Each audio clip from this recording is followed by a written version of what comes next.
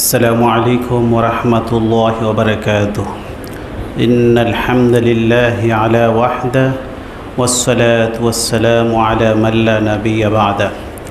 أما بعد محترم حاضرين মুসলিম কিরাম, পবিত্র রমজানুল মুবারকের আজকে আমরা 11তম রোজা শেষ করে 12তম তারাবির নামাজের জন্য অপেক্ষমান রয়েছি। আজকে আমরা পবিত্র কোরআনুল কারীমের 15 নম্বর পারা তেলাওয়াত করব। 15 নম্বর পারাটি শুরু হয়েছে যে সূরার মাধ্যমে। এই সূরাটির নাম হচ্ছে সূরা বনি ইসরাইল। বনি ইসরাইল জাতির নামে আল্লাহ একটি সূরা নামে নামকরণ করেছেন।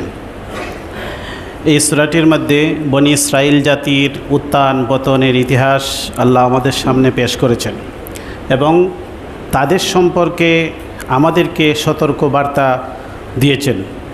এই সূরার মধ্যে আমরা কি শিক্ষা পাই সেটাই হচ্ছে মূল বিষয়। আল্লাহ পাক রব্বুল আলামিন বনি ইসরাইল জাতি সম্পর্কে অন্য আয়াতের মধ্যে বলেছেন, ইয়া বনি ইসরাইল আযকুরু নি'মাতি আল্লাতী আন'আমতু আলাইকুম ওয়া আন্নী ফাদ্দালতুকুম আলাল আলামিন। হে বনি ইসরাইল জাতি, তোমরা তোমাদের প্রতি আল্লাহ যে অনুগ্রহ করেছেন সেসব বিষয় তোমরা স্মরণ করো। তোমাদেরকে তৎকালীন সময়ে কথা উল্লেখ করে আল্লাহ বলেন যে তোমাদেরকে সমস্ত জাতি গোষ্ঠীর মধ্যে শ্রেষ্ঠত্ব আল্লাহ দান করেছেন, কিন্তু এই বনি ইসরাইল জাতি তাদের যে শ্রেষ্ঠত্বের মর্যাদা পেয়েছিল সেটা তারা রক্ষা করতে পারে নাই, যার কারণে তারা অভিশপ্ত জাতিতে পরিণত হয়েছে। এই বনি ইসরাইল জাতি বলতে পৃথিবীতে দুটি গোষ্ঠীকেই বোঝায়, একটা হচ্ছে ইহুদি আর একটা হচ্ছে নাসারা। ইহুদি এবং নাসারা উভয় হচ্ছে বনি ইসরাইল। তাদেরকে আমরা আরেক নামে চিনি, কোরআনের মধ্যে তাদেরকে বলা হচ্ছে আহলে কিতাব। তাদেরকে আল্লাহ কিতাব দিয়েছিলেন, তাওরাত, জবুর, ইনজিল।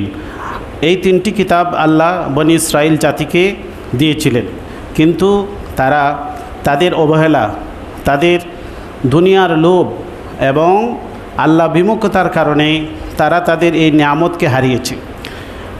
সর্বশেষ আল্লাহ উম্মতে মুহাম্মদীকে নির্বাচন করেছেন। উম্মতে মুহাম্মদীকে আল্লাহ শ্রেষ্ঠ কিতাব দান করেছেন, কোরআন দিয়েছেন।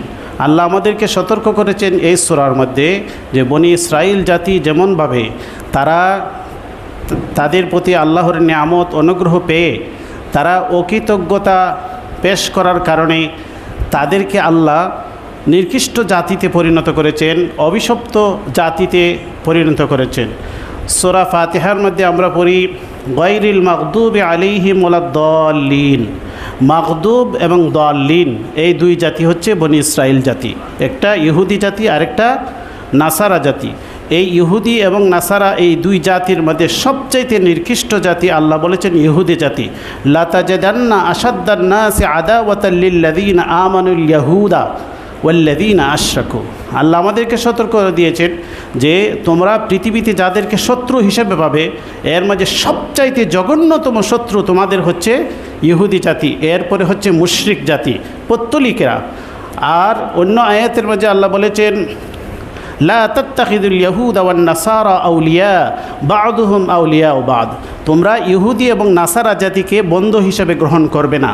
তারা একে অপরের বন্ধু, কিন্তু তারা তোমাদের বন্ধু নয়।